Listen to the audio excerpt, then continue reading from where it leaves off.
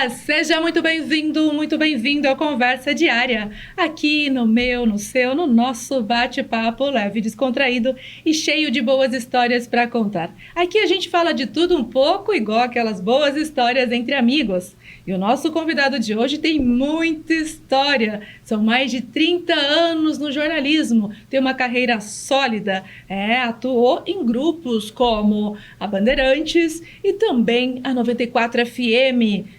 Atualmente também ele está num projeto voltado aí que é o Memórias do Rio Tietê. Então tem muita coisa boa para contar para a gente. Nós vamos falar com ele, com Luiz Roberto Tizocco. Seja muito bem-vindo à Conversa Diária. Obrigada por aceitar o nosso convite. Eu é que agradeço o convite, Mara. É sempre muito gostoso estar contando histórias, né? A gente que milita e que estudou e que trabalha no jornalismo sabe que a coisa que o jornalista mais gosta de fazer é contar história, né?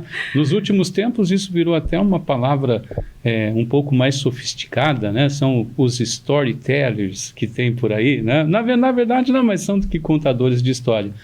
Eu gosto de contar história, sempre gostei. Inclusive no projeto eu faço isso hoje, contando histórias sobre o Rio Tietê. Excelente, fenomenal, porque nós gostamos de ouvir histórias também, né, pessoal? Muito bem. E eu vou pedir então para a gente já começar a conversar um pouquinho, entender sobre a sua história, né, desde a infância. Então, quem é Luiz Roberto Tizocco? Depois a gente vai chegar aí no âmbito profissional. Então, eu sou nascido e criado em Itajobi, né, uma cidadezinha pequenininha, que fica ao lado ali entre Catanduva e Novo Horizonte, uma cidade que hoje deve ter no máximo aí 16, 17 mil habitantes. Na época em que eu nasci, ela era menor ainda, né? E venho de uma família que tinha duas coisas que eu cresci vendo, ouvindo e aprendendo. Contar histórias e música, né? A minha mãe, falecida já há algum tempo, e o meu pai vieram de famílias que tinham na música um pezinho ali, né? Música caipira, música sertaneja. A minha mãe, quando criança, chegou a aprender um pouquinho a tocar sanfona, mas o meu pai tocava um pouquinho de violão, e eu cresci ao lado de famílias tradicionais da música caipira lá em Itajobi. Só para abrir um parênteses, né, Itajobi deu para o mundo sertanejo duplas como Liu e Léo, Zico e Zeca, Vieira e Vieirinha, Abel e uma série de outras, né, que a partir aí dos anos 50, 60 foram grandes referências na música. E eu nasci e cresci num berço parecido, ao lado de outras famílias também que me ajudaram, me ensinaram a cantar. Tanto que quando eu vim para Bauru para estudar, eu vim fazer jornalismo, um ano depois eu estava cantando numa banda de baile. Olha que bacana. Então, a música sempre esteve muito próximo desse meu trabalho. E na banda de baile eu fiquei 15 anos fazendo baile no estado de São Paulo, sul de Minas, Paraná, Mato Grosso do Sul. Então, eu trouxe dessa minha infância, né, essa coisa do amor pela música, algo muito instintivo, Mara. Eu nunca estudei música, nunca fiz nada, como é que a gente pode dizer? Técnica vocal? Não, nunca tive nada disso. Afinadinho. Você entrou na banda e ficou 15 anos. 15 anos, exatamente. E, ao lado disso, eu fiz o curso de jornalismo, eu me casei aqui em Bauru, eu tive 3 filhos. Como chama os filhos? O Daniel, o Douglas e o Danilo. E a esposa? A minha esposa é Lucilene, tá? É a minha esposa do meu segundo casamento. Okay. No meu primeiro casamento eu tive os 3 meninos. No segundo casamento, que aliás foi com a minha primeira namorada, depois de 15 anos eu voltei para Itajobi para me casar com a minha primeira namorada. E eu tenho hoje a Maria Cecília, que está com 16 anos, a minha filha mais nova. Então, dentro de todo de toda essa história, né, dessa questão aí da música, do contar histórias, porque naquela época ainda a gente sentava na varanda de casa para escutar os mais velhos contar histórias, dizer como é que era, contar histórias das famílias, contar histórias fantásticas, né, que a gente ia dormir com medo às vezes, porque tinha algumas coisas ali. Eu costumo dizer que eu sou da época ainda que Thriller do Michael Jackson fez sucesso apenas e tão somente porque a boa parte do mundo ainda vivia no mundo rural, estava vindo do mundo rural para o mundo urbano, porque senão histórias de lobisomens, de mula sem cabeça, não ia assustar ninguém. Então essa foi a primeira fase da minha vida, a fase de aprendizado. Eu fiquei em Itajobi desde que eu nasci até 1985. Em 86 eu já estava aqui em Bauru. Fenomenal, que história bacana, não? E realmente, olha, quanto à questão de contar histórias, como que a sua história com Bauru, você veio aqui para estudar, para o jornalismo, sim, exatamente. E essa paixão, ela não existia, tinha mais essa relação com a música, a princípio. Tinha sim. O jornalismo acabou surgindo assim, das famílias e dos amigos que ao longo do tempo eu fui cultivando na minha juventude, adolescência lá em Itajobi. Nós tínhamos, assim, 2 ou 3 famílias que eram muito próximas.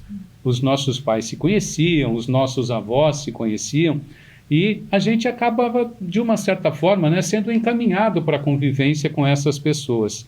E dentro dessas famílias, eu tenho um grande amigo até hoje, é médico em Pirangi, ele é pediatra, e ele e alguns sobrinhos estavam meio que abrindo campo na família para medicina. Então foi um primeiro filho dessa família que se formou, aí ele ajudou o irmão de baixo, o outro ajudou o outro irmão. Então naquela época eu tinha 3 amigos fazendo medicina, um em Marília, um em Catanduva e um em Vassouras. E cada um deles seguiu um caminho diferente, um oftalmologista, outro pediatra, o outro pneumologista e outro cardiologista. E a minha convivência com a família deles fazia com que eles conhecessem um pouco da minha essência e disseram para mim, quando eu tinha 15 para 16 anos, seu caminho é comunicação, seu caminho é jornalismo, pensa nisso. E naquela época, assim, a gente não tinha hoje, por exemplo, você tem nas escolas um trabalho que ajuda até mesmo a você descobrir um pouquinho da sua vocação, a sua tendência, a sua inclinação e você investir nisso. Naquela época, a gente não tinha esse trabalho, né? Essa coisa de... Mas isso me chamou a atenção. Eu gostava de ver a comunicação na televisão, mas principalmente no rádio, né? Então isso me chamou a atenção. Quando eu me decidi para fazer alguma coisa em termos da minha formação, a decisão por fazer jornalismo já estava tomada. Já sabia realmente, já sabia, então exatamente. Foram assertivos ali sim, nessa percepção. Sim. Esse apontamento foi importantíssimo para mim. E depois dessa sua formação, inclusive, que foi aqui em Bauru, sim. No caso, já foi trabalhar aí em rádio. Sim, eu fui trabalhar em rádio. Eu me formei em 1992. Né? Eu deixei a minha faculdade de jornalismo trancada por 2 anos. E eu me lembro até hoje que eu voltei para fazer o meu TCC em 1992, no dia em que nasceu o meu filho do meio. Uma curiosidade. Foi. Antes, trancou por 2 anos a faculdade por alguma razão especial? Porque eu tinha 2 outros trabalhos além da banda. Né? Eu trabalhava, como eu já estava atuando, né? Eu tinha um trabalho como preposto de representante comercial, né? E isso não era suficiente para a gente segurar as pontas. Então, eu procurava outros bicos, outros trabalhos, né? E outras situações. Quando nasceu o meu filho Douglas, o do meio, foi o dia em que eu tomei a decisão de reabrir o meu curso, voltar para a faculdade e fazer o meu TCC, e a última matéria que era ética profissional. Só faltavam essas 2. Então, assim que eu me formei, eu já estava na banda, e a banda eu comecei em 87 e fui até 2001. E quando eu terminei o curso, eu já comecei a procurar alguma coisa para fazer em jornalismo. O Paulo Sérgio Simonetti foi meu professor de rádio e TV e foi meu orientador de trabalho de conclusão de curso na Unesp. Né? Então, quando eu terminei o curso de jornalismo, o Paulo até me deu algumas dicas. Olha, para você começar, tem essa possibilidade aqui, tem ali, conversa. E foi assim que eu cheguei à Rádio Bandeirantes. Entendi. Você também trabalhou na Bandeirantes, na 94 FM, e também passou pela TV. Gostaria que você passasse para a gente as diferenças e como foi esse período também. A TV foi uma coisa interessante, porque quando eu cheguei em 94 na Rádio Bandeirantes, eu cheguei na 94 e trabalhava com um jornalista, radialista, narrador chamado José Maria Contador, que é de Jaú, e ele locava horário na rádio. E ele tinha a equipe de esportes da rádio. Então, não era nem com a rádio diretamente que eu tinha o meu contrato ou o meu acerto, né? Então, eu cheguei, fui trabalhar com eles, e naquela época, quem está me ouvindo e acompanhou rádio naquela época vai saber do que eu estou falando. Naquela época, não se fazia salário em rádio. Você entrava para o rádio e você ia vender cota de patrocínio. Tem algumas que são assim ainda, né? Isso, exatamente. Exatamente. E como eu trabalhava na área de representação comercial e tinha contato com a grande maioria das casas de material de construção em Bauru, não foi difícil para mim vender as minhas 2 cotas para trabalhar na equipe de esportes da Rádio Bandeirantes. Um tempo depois, o gerente da rádio, na época, o seu Paulo Coeve, que veio da Rede Bandeirantes de rádio para dirigir a rádio em Bauru, ele me convidou ele me ofereceu um registro com 1 hora por dia de trabalho para que eu gravasse os comerciais da rádio. Foi a primeira oferta. Eu falei, bom, tudo bem, eu já estou aqui, era um horário das 5 às 6 da tarde, eu chegava um pouco antes, depois fazia o esporte. Depois disso, começou a aumentar. Eu trabalhei durante muito tempo na 94 com a Maria José Menezes. Só que o nosso convívio em termos de jornalismo começou lá na Rádio Bandeirantes, um pouco antes da Maria José ir para 94.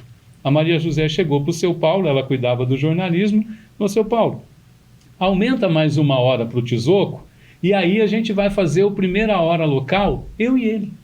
O jornal Primeira Hora era um carro-chefe da Rede Bandeirantes de rádio, só que ele tinha meia hora nacional e meia hora era local.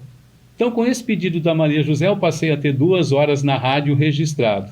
E a partir dali, foi que eu cheguei à gerência da rádio, depois de ter ido para a TV. Em 1998, Mara, a Rádio Bandeirantes passou a ser gerida pela direção de rádio e TV de Presidente Prudente, através do Aguinaldo de Fiore Filho.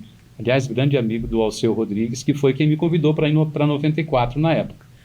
O Aguinaldo veio para cá, assumiu e me ofereceu uma gerência na rádio, para que eu pudesse trabalhar com ele. Paralelo com isso, fez um contrato à parte comigo para eu ser o repórter da TV Bandeirantes aqui em Bauru.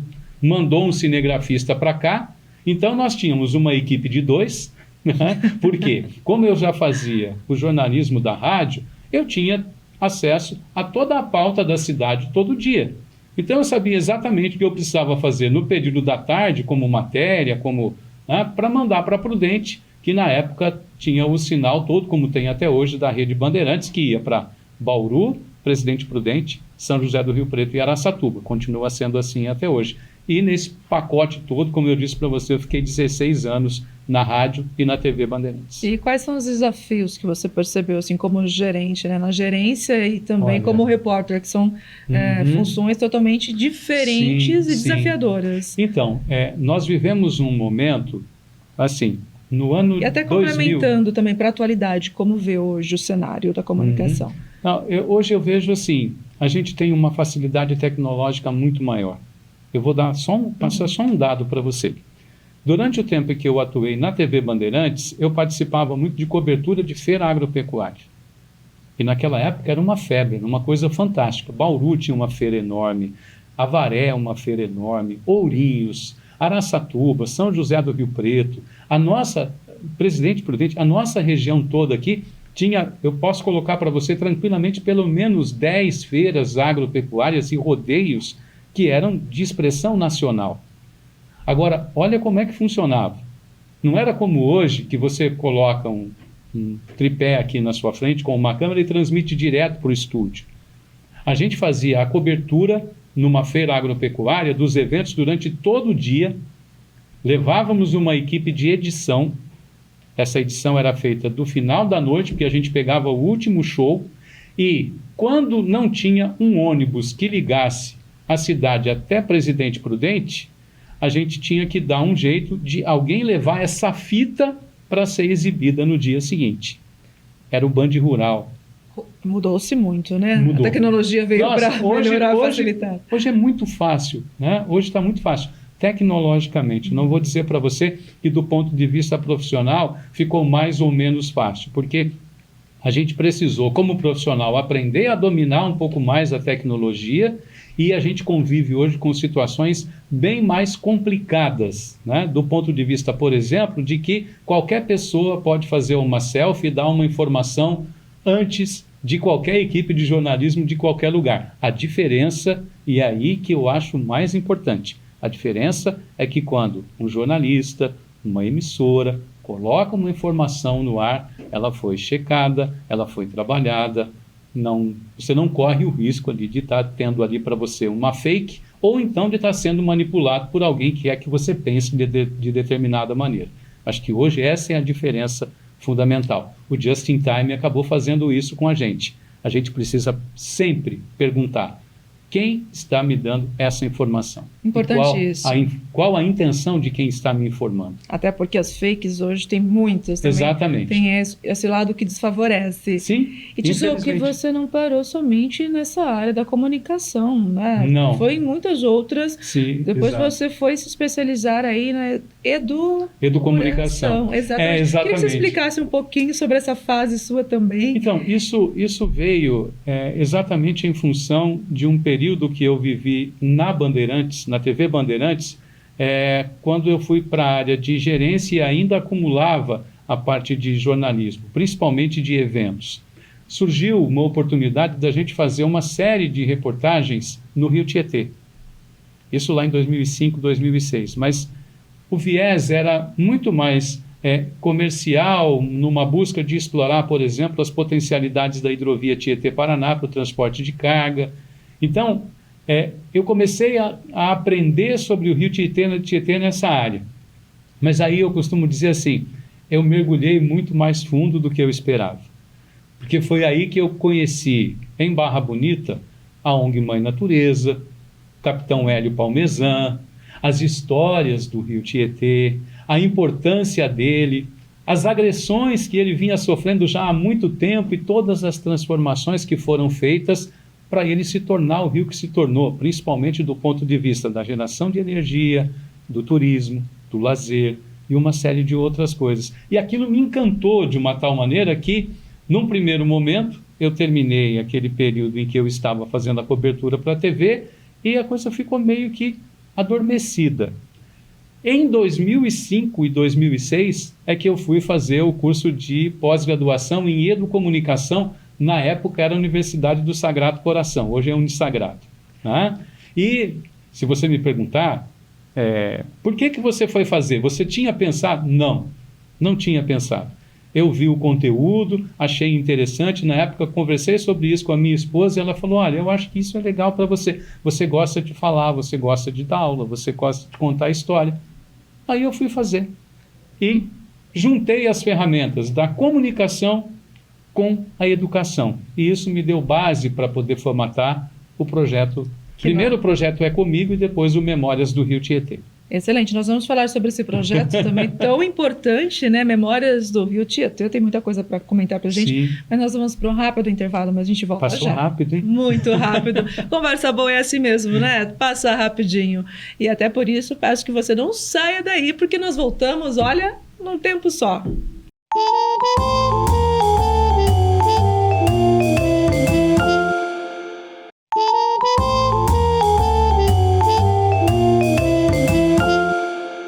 Voltamos com Conversa Diária. O bate-papo é com Luiz Roberto Tizocco, cheio de histórias boas para nos contar. E antes do nosso intervalo, estávamos iniciando, né, sobre o projeto que tem aqui, que você realiza sobre Memórias do Rio Tietê. Gostaria que mencionasse da importância dele, como que funciona, inclusive. O Memórias, ele acabou surgindo, né, como eu dizia no bloco anterior, do meu trabalho como jornalista e da minha especialização em educomunicação. Quando eu fazia aquele trabalho no Rio Tietê enquanto jornalista, eu descobri algumas coisas interessantes, como, por exemplo, um projeto chamado Educando sobre as Águas, que a ONG Mãe Natureza tinha lá em Barra Bonita. Era um ônibus que ia para várias cidades levando informações, tinha mapas, informações sobre o Rio Tietê. Só que, por mais que aquele projeto pudesse circular, ele não teria como alcançar um número muito maior, porque você tem custo, você tem a necessidade de motorista, você tem manutenção. Então, eles fizeram aquele projeto por um tempo e, quando eu estive fazendo o projeto para a televisão, o capitão Hélio Palmesan, que é presidente da ONG Mãe Natureza, falou: Tizocco, você poderia fazer alguma coisa nesse sentido, né? Por que você não trabalha um pouco, já que você está aprendendo tanto sobre o Tietê aqui com a gente? Eu falei: capitão, mas como é que eu poderia fazer isso? O que eu vou levar? Ele falou: eu não sei o que você vai levar, mas o que você precisar levar daqui, você pode contar com a gente, que a gente subsidia você. Aí eu comecei a formatar o projeto. Eu pedi à ONG Mãe Natureza arquivos de 17 painéis que contam um pouco da história, que mostram um pouco da situação do Rio Tietê hoje. Pode trazer esse detalhe para a gente também? Posso. Esses painéis, eles começam com imagens da nascente do Rio Tietê e vão até o final desse espaço, como se eles estivessem percorrendo o rio, da nascente até a foz no Rio Paraná. Então, essa foi uma parte que a gente colocou como exposição. Então, os painéis são a exposição itinerante Memórias do Rio Tietê. Mas eu vi um outro material lá, que eles pegaram um livro chamado Livro do Tietê, do Ricardo Otaki, um arquiteto que era fantástico, sabia tudo, e fez um livro maravilhoso sobre o Rio Tietê. Aquele era muito mais histórico, detalhado, com imagens, mapas, coisas assim bem antigas, né? Hoje, se alguém falar assim: poxa, já teve competição náutica no Tietê em São Paulo, natação, remo, ninguém vai acreditar. Mas ali a gente tem imagens que a gente prova que isso um dia aconteceu. Só que eram 70 páginas. Você não tem espaço, por exemplo, numa escola para poder colocar tantos painéis assim. Qual foi a ideia? Transformamos isso num vídeo.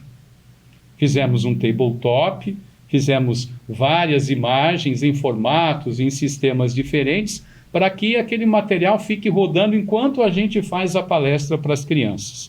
Então, ao mesmo tempo que nós estamos contando a história, eles estão vendo imagens depois de ter passado pelos painéis. É uma imersão.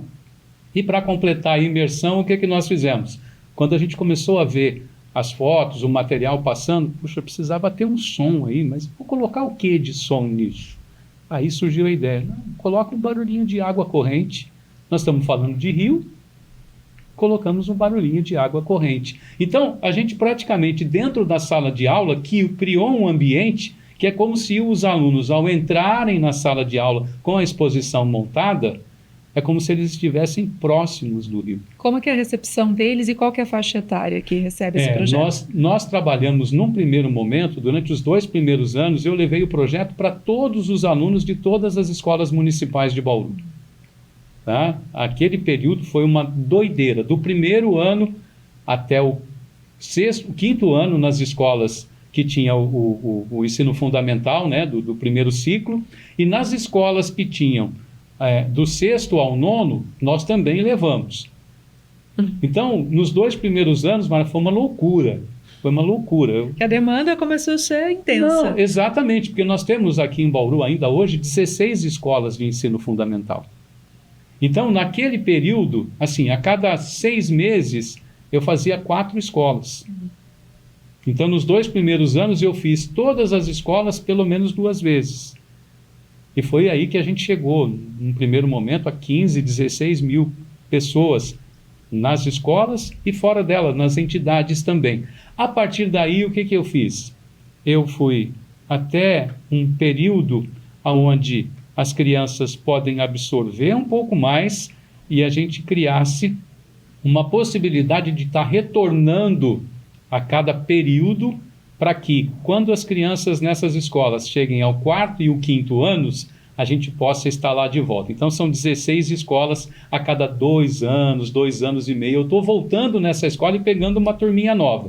E o projeto ele não se limita só na escola. Vocês também têm aí um processo fora da escola. Sim, compartilha também. Exatamente. Que é muito importante. Porque a gente também entendeu o seguinte, nós não conseguimos levar para o passeio todos os alunos. Porque imagina, estava contando para você que ontem nós tivemos lá na MF Alzira Cardoso, lá no Chapadão, e falamos com mais ou menos 150 crianças, né? Mais ou menos 150 crianças.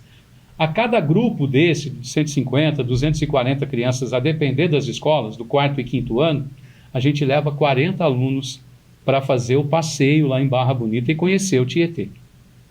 Um momento ímpar para cada um, Sim. Né? Acho que é não somente para as crianças, mas a sua experiência acaba também sendo contagiante. É fantástico. Por quê? Eu gostaria de saber. É fantástico, porque, veja bem, a gente tem várias escolas na cidade que têm públicos bem distintos. Tem escolas que estão em bairros já com uma infraestrutura, já com uma condição, né, melhor, mas nós temos bairros que têm públicos bem distintos e acaba recebendo crianças de regiões onde essa infraestrutura, essa possibilidade, essa condição, inclusive financeira, não permitiria fazer um passeio como esse. Não permitiria fazer uma viagem como essa. A escola, nesse sentido, tem um papel fantástico no sentido de permitir que a criança, não pelo fato apenas de nós termos um zoológico aqui, elas vão conhecer o zoológico ou conhecer o jardim botânico. É fantástico, é maravilhoso, mas a oportunidade de elas conhecerem algo para além das fronteiras de Bauru, e principalmente, no nosso caso, um projeto de educação ambiental. Eu ouvi muitas vezes, né, de crianças viajando com a gente, na viagem de volta, ouvi a expressão, hoje foi o dia mais feliz da minha vida. Então, isso não tem preço. Isso é algo que a gente sabe que eles vão voltar para casa e para a escola e contar isso, e repercutir isso, e dizer o que eles viram. E essa é a parte da satisfação e da alegria para a gente. Eles vão se tornar multiplicadores daquilo que a gente fez para eles. E você está trabalhando na base também. Sim, isso é muito importante. Exatamente. E para quem quer apoiar esse projeto tão essencial para o meio ambiente, né, para as nossas crianças, para todos nós, como que faz? Então, a gente tem o apoio, né, de algumas empresas, alguns amigos, alguns empresários que desde o começo apoiam o projeto, porque ele funciona assim. Na nossa parceria com a Secretaria de Educação, através do Departamento de Projetos, a Secretaria tem o transporte e providencia a alimentação das crianças. O projeto cuida de toda a parte do turismo, do lazer deles, inclusive do passeio, né? O projeto banca o passeio de navio e eu faço toda a parte de preparação para isso. Eu monto a exposição na escola, desmonto, faço a palestra, atendo, né? Faço o contato com as escolas para estruturar tudo isso, porque veja bem, uma das coisas que eu fico muito feliz em dizer é que nós chegamos à escola, montamos o projeto, fazemos a palestra e mexemos o mínimo na estrutura e no andamento diário do trabalho da escola. Por quê? Porque já há algum tempo a gente tem o contato das coordenadoras, do departamento de projeto, das diretoras. Então, quando a gente inicia o projeto no início do ano, a gente já tem as escolas que vão receber. E elas é que manifestam interesse em relação a receber ou não o projeto. O que acaba acontecendo normalmente é que precisa fazer um sorteio, porque de uma certa forma todas elas acabam querendo participar naquele ano. Mas aí a gente criou um rodízio, né? Então, a gente vai para 4 ou 5 escolas a cada ano, então a cada 3 anos a gente está voltando numa escola. Você falou de parceiros, de patrocínio, é claro que a gente sempre precisa de apoio para tocar o projeto, para fazer acontecer. Eu costumo dizer que eu tenho uma eu presa. Né? Eu presa. Exatamente. La empresa sou eu. Então, se alguém quiser participar, conhecer, saber como é que funciona o projeto e como participar, como apoiar o projeto, é só entrar em contato com a gente pode deixar depois aí. Pode falar, por favor, qual que é? É o 14 99107 7310. 14 99107 7310 é o projeto Memórias do Rio Tietê. Só para a gente não esquecer, com 12 anos de estrada, o projeto já chegou a mais de 42 mil pessoas, entre crianças, adultos, terceira idade, empresas que já nos levaram para fazer participação em semana de prevenção de acidentes de trabalho, uma série de outras Por situações. isso que é muito importante o apoio, faz toda a diferença para que você continue aí, né, crescendo cada vez mais com esse projeto, levando em outros lugares. Você me perguntou agora há pouco, né, a respeito de como tocar. Uma vez chegaram para mim, inclusive no departamento de projeto, para dizer assim: você já pensou em sucessão? Eu falei, não, sinceramente ainda não pensei em sucessão. Acho que já fica uma dica aí, realmente, né? Com tanto conteúdo, um trabalho, um projeto tão bonito como esse. Precisa continuar. Então, já fica o contato telefônico que você já passou para pessoas que queiram também, né, se envolver com esse projeto. Tá. Obrigado e desculpa pela empolgação. É que realmente, quando eu falo do Memórias, é difícil de controlar. Maravilhoso. A gente gostaria de saber mais, mas estamos caminhando para o final aí do nosso bate-papo. Quem quiser saber mais, é só entrar em contato no seu número que você passou. Tem redes sociais também? Tem. Nós temos, eu tenho a minha rede, né? Luiz Roberto Tizocco no Facebook, o @Luiz Roberto Tizocco também no Instagram. A gente está em todas as redes sociais também, é só entrar em contato conosco. Excelente. Olha, e para a gente fechar então com chave de ouro, vamos deixar um recado especial para quem está nos acompanhando. Fale aquilo que estiver no seu coração.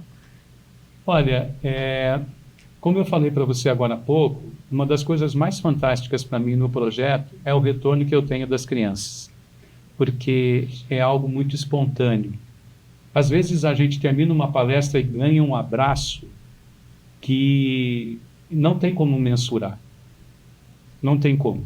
Então, eu diria o seguinte: o que a gente plantar no coração dessas crianças hoje, a gente vai colher amanhã. Fenomenal. É isso. E é realmente isso mesmo.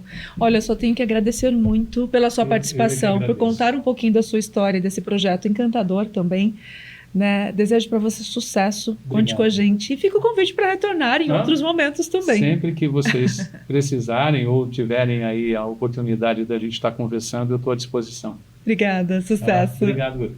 E vamos encerrando por aqui, então, nosso bate-papo com Luiz Roberto Tizocco, esse jornalista que faz a diferença por onde passa, em especial com esse projeto encantador que ele já citou para a gente aqui, que é o Memórias do Rio Tietê. Aqui eu vou deixando para você o meu forte abraço e até o nosso próximo encontro. Tchau, tchau.